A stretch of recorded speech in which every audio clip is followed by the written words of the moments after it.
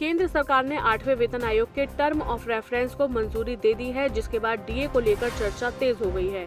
विशेषज्ञों का कहना है कि जब तक नया वेतन आयोग लागू नहीं होता, डीए बेसिक पे के प्रतिशत के रूप में ही बढ़ेगा, जो साल में 2 बार संशोधित होगा। आयोग के लागू होने पर मौजूदा डीए बेसिक पे में मर्ज हो जाएगा, जिससे वेतन संरचना में बदलाव आएगा और 1 करोड़ से अधिक कर्मचारियों को इसका लाभ मिलेगा। केंद्र सरकार ने 28 अक्टूबर को प्रधानमंत्री नरेंद्र मोदी की अध्यक्षता में हुई कैबिनेट बैठक में 8वें वेतन आयोग के टर्म ऑफ रेफरेंस को मंजूरी दे दी है, जिसके बाद 3 नवंबर को इसका नोटिफिकेशन भी जारी कर दिया जाएगा और इसके साथ ही वेतन, पेंशन और भत्तों में व्यापक बदलाव की प्रक्रिया आगे बढ़ गई है। लेकिन नए वेतन आयोग के लागू होने तक कर्मचारियों के महंगाई भत्ते का क्या होगा, इसी सवाल पर अब चर्चा तेज है। लोगों के मन में सवाल उठने लगे हैं कि क्या 1 जनवरी 2026 से डीए हाइक रुक जाएगा या फिर बढ़ता रहेगा। चलिए समझते हैं एक एक करके इसके बारे में पूरी डिटेल्स। 8वें वेतन आयोग की सिफारिशें लागू होने तक डीए की कैलकुलेशन बेसिक पे के प्रतिशत के रूप में ही होती रहेगी और इसे हर साल जनवरी और जुलाई में संशोधित किया जाएगा।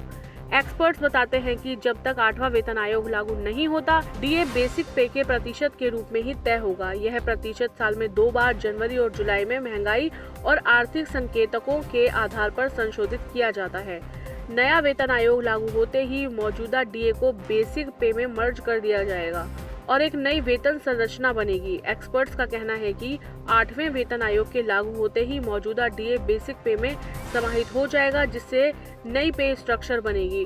इस बदलाव का प्रभाव वेतन, भत्तों और पेंशन पर पड़ेगा। विशेषज्ञों के मुताबिक अभी जो डीए बढ़ोतरी मिल रही है वह इमीडिएटली राहत देती है, लेकिन वास्तविक बड़ा बदलाव वेतन आयोग की सिफारिशों के बाद आएगा। सरकारी वेतन संरचना में बेसिक पे, डीए, एचआरए, टीए और अन्य भत्ते शामिल होते हैं। समय के साथ कुल वेतन में बेसिक पे का हिस्सा 65% से घटकर लगभग 50% रह गया है, जबकि भत्तों का हिस्सा बढ़ा है। डीए कर्मचारियों की महंगाई से निपटने और खरीद क्षमता बनाए रखने में अहम होता है। कैबिनेट ने 1 अक्टूबर को दिवाली से पहले 3% डीए बढ़ोतरी को मंजूरी दी थी।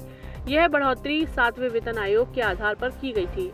8वां वेतन आयोग और डीए बढ़ोतरी से करीब 1 करोड़ से अधिक कर्मचारी और पेंशन भोगियों को फायदा होगा। इसमें 50 लाख केंद्रीय कर्मचारी शामिल हैं, जिनमें रक्षा कर्मी शामिल हैं।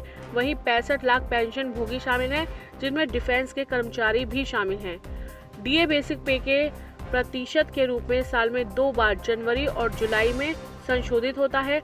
8वें वेतन आयोग के लागू होते ही वर्तमान डीए को बेसिक पे में मर्ज कर दिया जाएगा, जिससे 1 करोड़ से अधिक कर्मचारियों और पेंशन भोगियों के लिए एक नई वेतन संरचना बनेगी। यह बदलाव, जो महंगाई से निपटने और क्रय शक्ति बनाए रखने में महत्वपूर्ण है, वेतन, भत्तों और पेंशन को व्यापक रूप से प्रभावित करेगा, जिससे कर्मचारियों को तत्कालीन राहत के बाद एक बड़ा संरचनात्मक लाभ मिलेगा।